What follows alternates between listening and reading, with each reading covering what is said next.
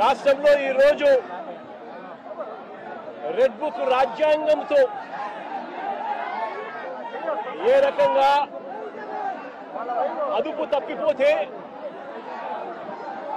తప్పిపోతే police వ్యవస్థ ఎంతగా దిగజారిపోతుంది అని చెప్పడానికి నిదర్శనం ఈరోజు తెనాలిలో మన కళ్ళ ఎదుటే కనిపిస్తా ఉన్న సత్యం.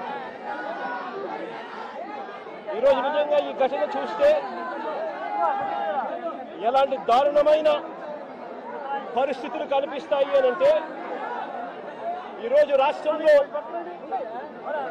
జరుగుతా ఉన్న అనేక సంఘటనలు ఒకసారి గమనించినట్లయితే ఆ ప్రతి సంఘటన కూడా ఏ రకంగా చంద్రబాబు నాయుడు గారు ఆయన పార్టీ రెడ్ బుక్ రాజ్యాంగం తీసుకొని వచ్చి పోలీసు వ్యవస్థను దుర్వినియోగం చేస్తూ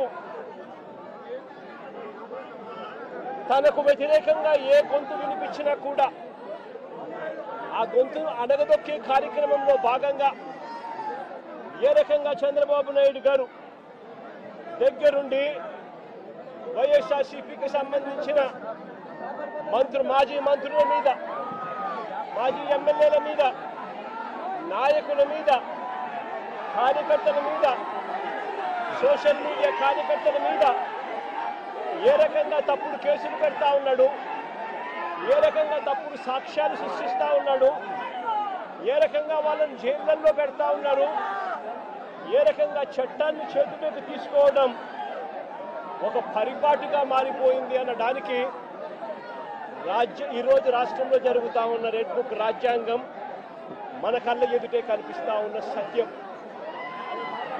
ఆ రకంగా రెడ్ బుక్ రాజ్యాంగాన్ని ఉపయోగపెడుతూ అదుపు తప్పిపోతే పోలీస్ వ్యవస్థ, ఆ పోలీస్ వ్యవస్థ ఎలాంటి వికృత రూపం దాలుస్తుంది అని చెప్పడానికి నిదర్శనం ఈరోజు తెనాలిలో జరిగిన ఘటన.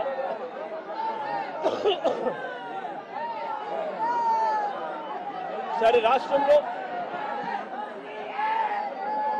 ఇంత భయానక పరిస్థితుల మధ్య తెనాలిలో అసలు ఏం జరిగింది, తెనాలి ఘటన ఎందుకింత అన్యాయమైన ఘటన అని చెప్పి ఒకసారి లోతుల్లోకి అందరం కలిసికట్టుగా పోదాం.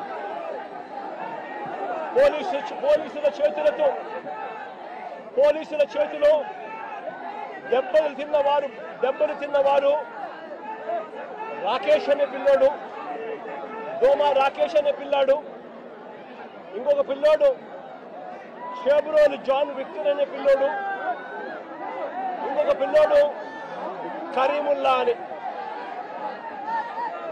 దళితులు, మైనారిటీ వర్గానికి చెందిన వ్యక్తి ఇంకొక పిల్లాడు. అంటే అణగారిన వర్గాలు, అంటే సామాజికంగా ఆర్థికంగా వెనకబడిన వర్గాలు. ఒకసారి ఈ ఘటన ఎలా జరిగింది అనేది ఒకసారి గమనించండి. రాకేష్ అనే పిల్లోడు అసలు తెనాలిలో కూడా ఇక్కడ ఉండడు. తాను జొమాటో అనే కంపెనీలో ఉద్యోగస్తుడు. హైదరాబాద్లో తాను పనిచేస్తా ఉన్నాడు. హైదరాబాద్లో పనిచేస్తా ఉన్న ఈ రాకేష్ అనే పిల్లాడు, జొమాటో అనే కంపెనీలో పనిచేస్తా ఉన్న ఈ రాకేష్ అనే పిల్లోడు తనకు ఏదో పాత కేసుకు సంబంధించి, వీళ్ళంతా యంగ్స్టర్స్, చిన్ననాటి సమయంలో వీళ్ళకి ఏదో పాత గొడవలు, పాత ఏదో గొడవల నేపథ్యంలో ఉన్న కేసుల మధ్య ఈ పిల్లాడికి సంబంధించిన ఒక పాత కేసులో వాయిదా కోసం మాత్రమే ఈ పిల్లాడు తెనాలికి వచ్చినాడు. కానీ ఈ పిల్లాడు ఇక్కడ పనిచేయడంలా.